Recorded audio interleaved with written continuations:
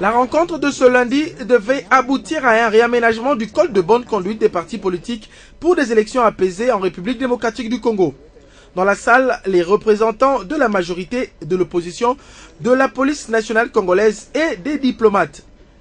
Après différents discours, dont celui du président de la CENI, le pasteur Daniel Ngoï Mulunda, les différents participants devaient se retrouver en atelier tel que l'a proposé le vice-président de cette institution, Jacques Njoli. L'opposition propose alors des préalables avant les ateliers, s'ensuit alors des motions. L'opposition ne semble pas trouver gain de cause et décide de quitter la salle.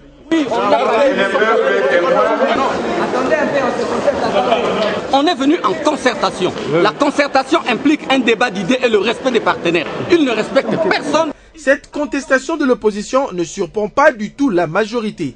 In vivo, les ambassadeurs et autres partenaires ont vu. Je crois que c'est une belle leçon pour comprendre où nous allons et comprendre que beaucoup sont dans le dilatoire politique et c'est ceux qui réellement ne veulent pas des élections au Congo. Que veut alors l'opposition qui a décidé de se retirer dans cette salle avant de faire sa déclaration?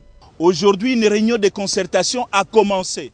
Aujourd'hui, au Palais du Peuple, cette réunion va se poursuivre demain à la paroisse Fatima pour pouvoir harmoniser les points de vue et à la suite de cette harmonisation des préalables et des préoccupations, l'opposition va constituer une délégation et aller voir la direction de la CENI pour faire état de lieu du processus électoral. Pendant que cette rencontre se déroulait au Palais du Peuple, devant le siège de la CENI, les militants de l'UDPS étaient présents pour leur sit-in hebdomadaire. Que veut alors l'opposition? Dialoguer ou contester? C'est la question que l'opinion se pose.